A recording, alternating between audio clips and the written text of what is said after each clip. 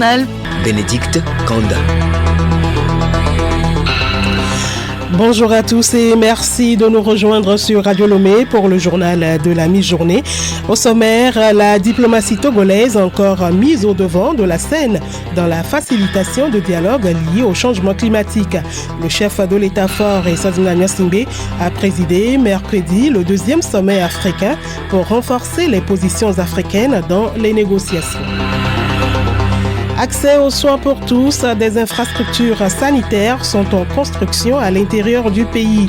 Le ministre en charge de la couverture sanitaire effectue une visite de terrain.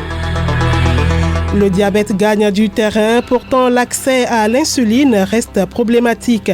Médecins sans frontières appellent les géants pharmaceutiques à prendre des mesures urgentes. Et puis en sport football, la 6e journée des éliminatoires de la Coupe d'Afrique des Nations Maroc 2025 démarre ce dimanche.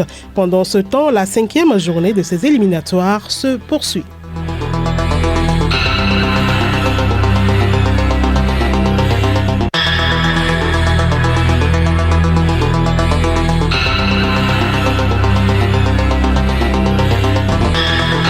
Radiolomé.tg.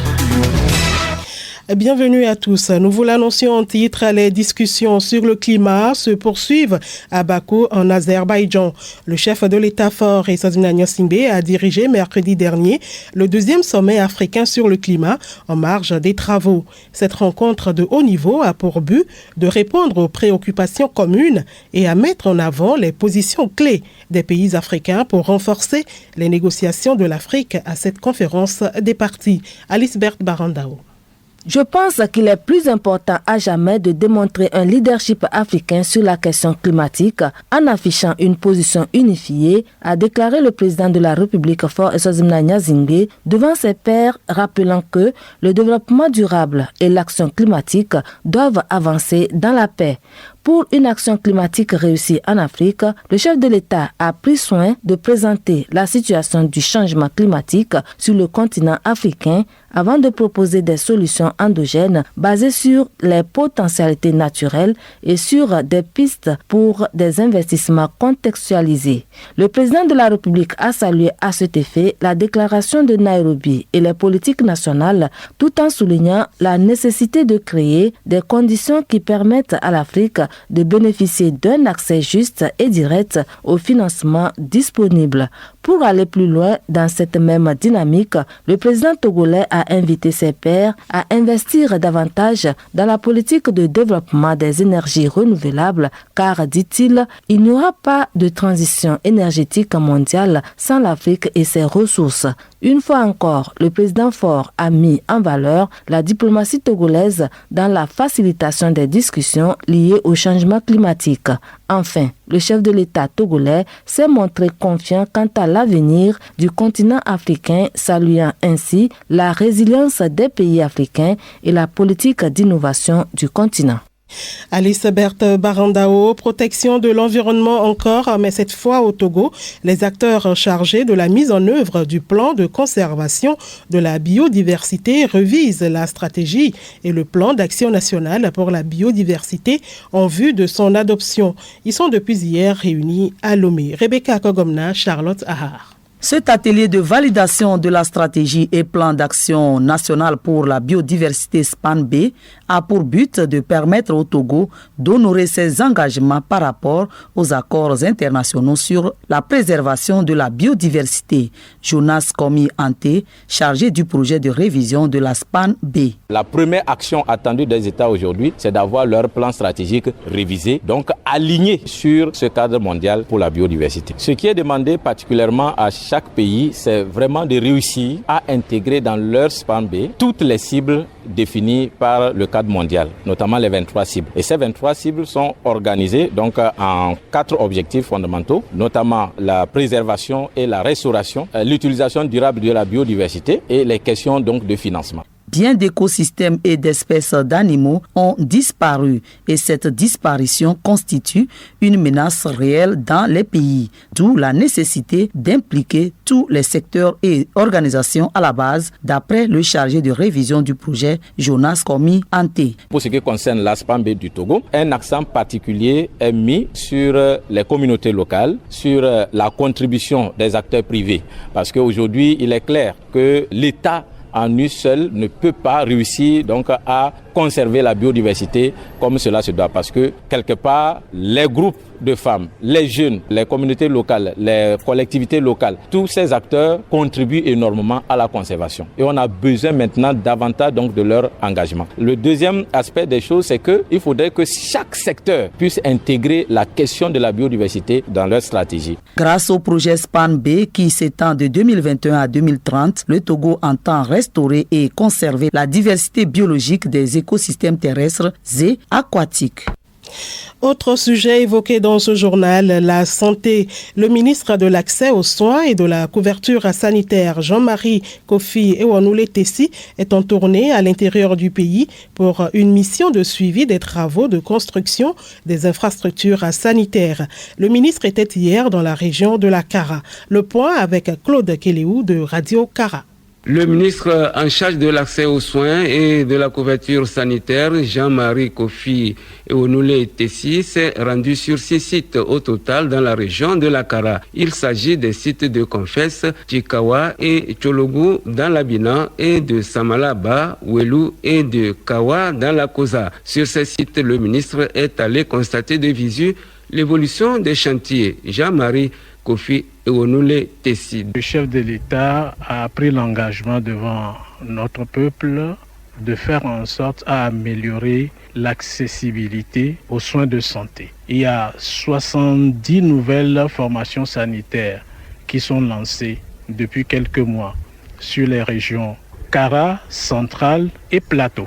La toute première phase, c'était les savanes. Et donc, quand on lance les chantiers, il est important de temps en temps de venir regarder là où nous en sommes. C'est donc dans ce cadre que, sous l'impulsion du président de la République, j'ai fait le tour dans la région de la Kara. De ce que j'ai vu dans la région de la Kara, je crois que c'est très encourageant. On peut estimer un niveau de réalisation au-dessus de 50%.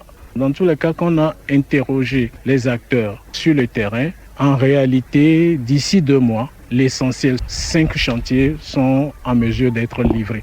Donc c'est très encourageant pour nous. Le projet Sécu entendait services de santé essentiels de qualité pour une couverture sanitaire universelle, cadre avec la feuille de route gouvernementale 2020-2025 qui fait de la qualité des soins pour tous une priorité.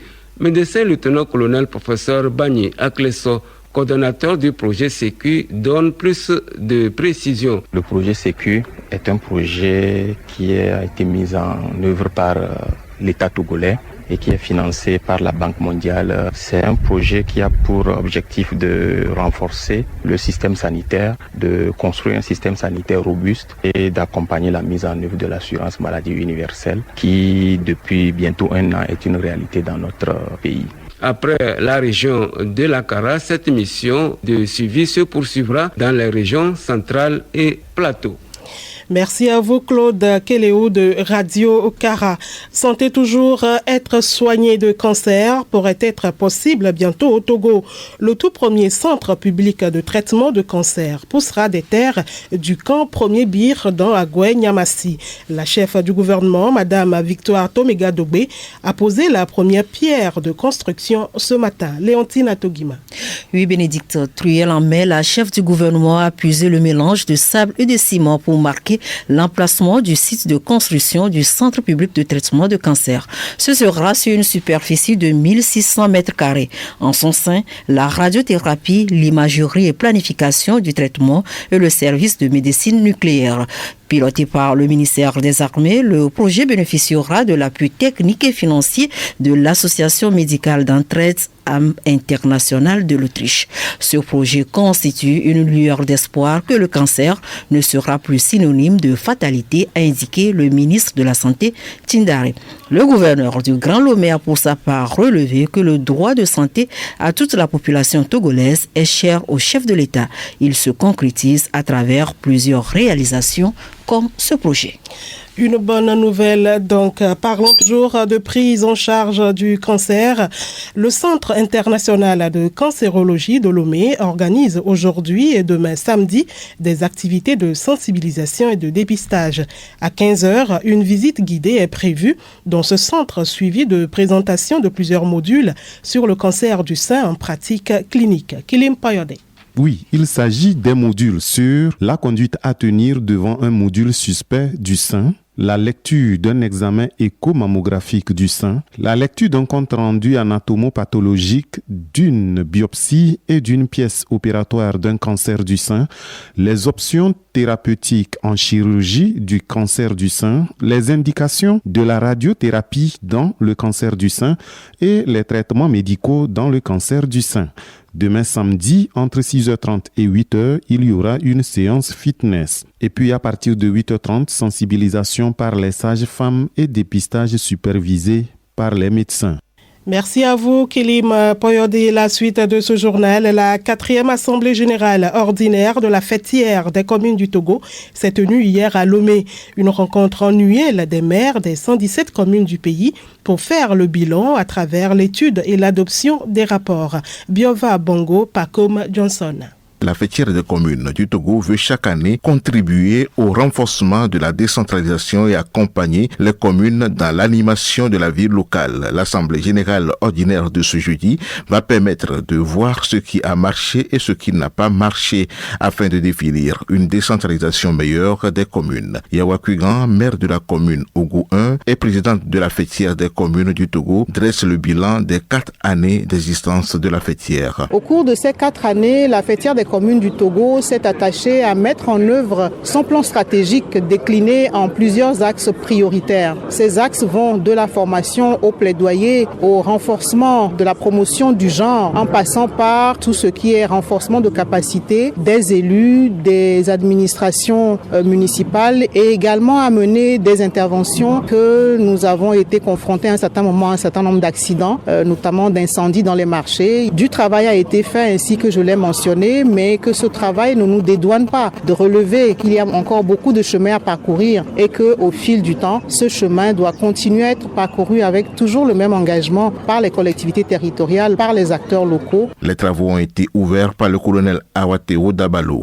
ministre en charge de la décentralisation. Selon lui, cette assemblée générale est un moment de retrouvailles qui fait le bilan annuel des maires. Votre forte mobilisation et votre présence effective à cette cérémonie d'ouverture et votre participation aux différents travaux est le témoignage vibrant de votre sentiment d'appartenance à cette association commune à laquelle vous avez placé votre confiance afin qu'elle porte votre voix au plus haut niveau de l'État. C'est également la preuve de votre engagement à promouvoir ensemble et de manière harmonieuse le développement local conformément à la vision et à la politique de son Excellence M. Faure Essassem Nyasingbe qui s'intitule « Un Togo en paix, une nation moderne avec une croissance économique inclusive. » À la fin des travaux, les rapports moraux et financiers 2024 des activités de la fêtière ont été adoptés. Pour rappel, la fêtière est créée le 14 novembre 2020. Autre sujet dans cette édition, amener les populations à comprendre le civisme fiscal. C'est le but visé par l'Office togolais des recettes à travers le lancement de la 4e édition du concours de production médiatique. Un concours ouvert aux journalistes. Edo Assignon. La 4e édition du concours de production médiatique sur la fiscalité, dont le lancement officiel a été fait ce jeudi, a pour thème les réformes majeures de l'OTR de 2014 à 2024. L'objectif de ce concours à l'endroit des professionnels des médias, c'est de rendre plus accessible l'information fiscale d'abord aux journalistes et ensuite à la population togolaise dans son ensemble. Essien Atakakra, commissaire des douanes et des droits indirects de l'OTR. Pendant cette décennie, l'OTR s'est efforcé pour amener le citoyen à adhérer librement au paiement de ses impôts. Donc c'est le but que nous poursuivons en organisant cette 4e édition du concours des médias. Avec les efforts de nos partenaires journalistes, nous notons une certaine amélioration de la contribution que nous avons régulièrement des citoyens. La participation au concours est gratuite, mais il y a des critères à respecter. Fabrice Pétiesi, président de l'Observatoire togolais des médias OTM. Pour cette 4e édition, les critères sont les mêmes que les 3 précédentes éditions. Il faut d'abord être professionnel des médias, travailler pour un organe reconnu officiellement par la haute autorité de l'audiovisuel et de la communication. Le concours intéresse les 4 types de médias, à savoir la télévision, la radio, la presse en ligne et la presse écrite. Alors au niveau de l'audiovisuel qui prend en compte notamment le son et l'image, il s'agit des productions, des magazines qu'il faut produire par rapport à un timing et soumettre ça au jury. Maintenant, au niveau de la presse écrite, c'est des articles de presse et également la presse en ligne en mode écrit. Naturellement, il s'agira des productions qui vont revenir un peu sur toutes les réformes qui ont été faites dans la mise en œuvre de l'Office togolais des recettes, dont l'idée remonte à 2012 et dont l'efficacité dans la mise en œuvre a commencé en 2014. Le concours est individuel et est ouvert aux journalistes professionnels exerçant dans un média régulièrement installé au Togo. Les dépôts des productions se font au siège de l'OTM jusqu'au 31 janvier 2025. Le journal Bénédicte Kanda. Nous vous l'annonçons également en titre, la fréquence du diabète a doublé dans le monde depuis une trentaine d'années. Une tendance qui affecte en premier lieu les pays les moins riches. C'est selon une étude publiée mercredi dernier dans la revue des Lancet.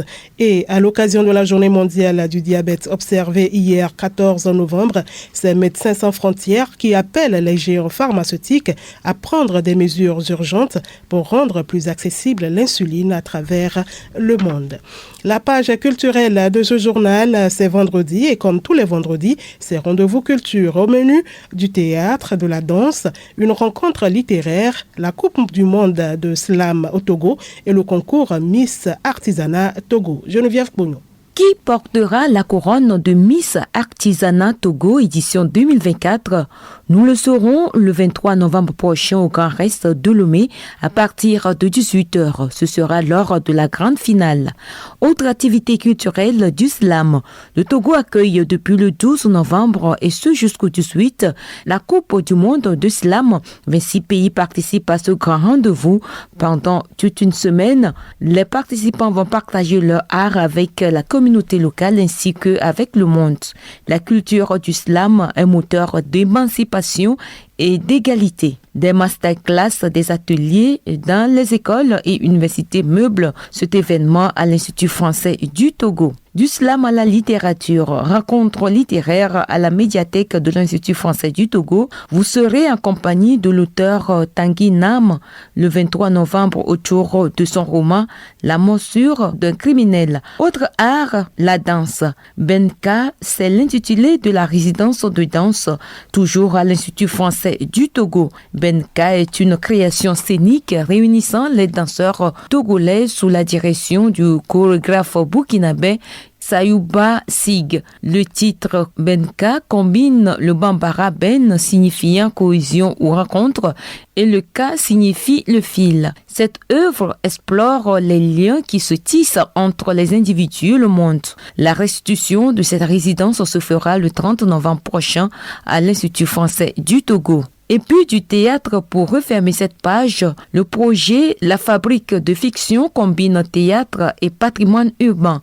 La rencontre se déroule du 15 au 22 novembre prochain, toujours à l'Institut français du Togo. Sport, football, direction d'abord le Bengale où se déroule le tournoi de Noël. La deuxième journée des matchs de poule se joue ce week-end.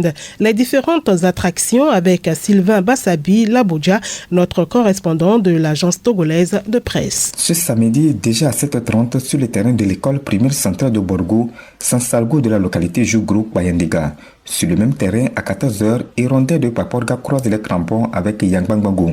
Toujours ce samedi, mais cette fois-ci sur le terrain de Mandori, à 7h30, Barça Château se mesure à Onamono. À 14h30, face à face Zongo Guépard. Les combinaisons de dimanche se présentent comme suit. À Borgo, à 7h30, Natongo recevra Benchal. À 14h30, leader de Natongo 2 en décodera avec Nialeno. Sur le terrain de Mandori, à 7h30, Hirondelle Bagré et puis à 14h30, Guépa Rouge jouera FC Damdouari. Faites un tour à Borgo et à Mandori pour suivre et savourer avec nous l'ambiance sportive du week-end dans le Bengale. Depuis Borgo, Sylvain Bassabi Labodja pour Radio Lomé. Et puis les places pour la Coupe d'Afrique des Nations CAN Maroc 2025 se disputent de plus en plus. La 5e et avant-dernière journée s'achève ce samedi. Les éperviers déjà éliminés jouent pour l'honneur dimanche, jour de démarrage de la 6e et dernière journée. Solim Lemon. Les éliminatoires de la CAN passent et se ressemblent pour le Togo. Pour une 4e fois consécutive, le Togo ne participera pas à une CAN. Est-ce la faute à un Libéria impérial à domicile lors de la 5e journée? En tout cas, défaite des éperviers, 0 but contre 1 pour les Lone Stars. La Bandani Bombay d'Arrêt est depuis jeudi midi de retour au Bercail. Une séance à huis clos jeudi après-midi et repos total ce vendredi pour récupérer. Dimanche, pour l'honneur, les éperviers seront face aux Zalang nationales de la Guinée équatoriale à 16h au stade de Kégué à Lomé. La 5e journée de ces éliminatoires se poursuit ce vendredi. Mozambique-Mali, Zambie-Côte d'Ivoire, puis Angola-Ghana. Hier, pour cette 5e journée, le Bénin et le Nigeria ont fait un but partout. Le Nigeria obtient ainsi son billet pour la phase finale de la CAN Maroc 2025. Le Soudan du Sud a battu le Congo 3-2. Guinée équatoriale et Algérie se séparent 0 but partout. L'Algérie et la Guinée équatoriale sont donc au Maroc. 0 but partout, c'est aussi le score entre Burundi et Malawi.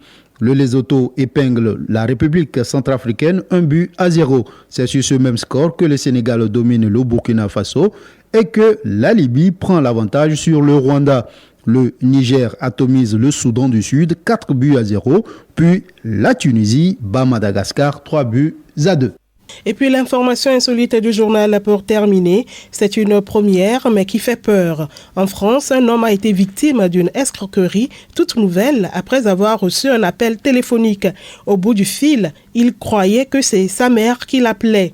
En réalité, il s'agissait d'une escroquerie. La voix de sa mère ayant été clonée grâce à l'intelligence artificielle. La voix lui explique qu'elle a perdu son sac et son téléphone et demande le numéro de sa carte bancaire pour pouvoir prendre un train rapidement. L'homme commence à avoir des doutes, bien que la voix ressemble étrangement à celle de sa mère. Finalement, l'interlocuteur a raccroché. Les experts en cybersécurité recommandent, en pareille circonstance, de poser une question précise et personnelle à votre interlocuteur qui est censé pouvoir y répondre. Vigilance.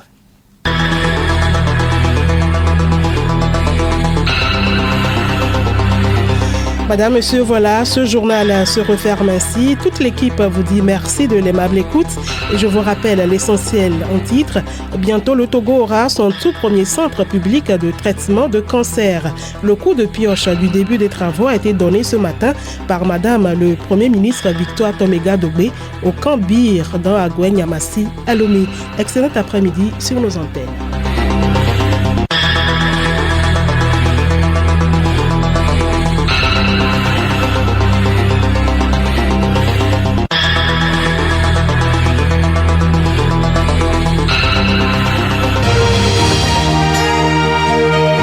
Radio Lomé, boîte postale 434, email radiolomé@radiolomé.tg.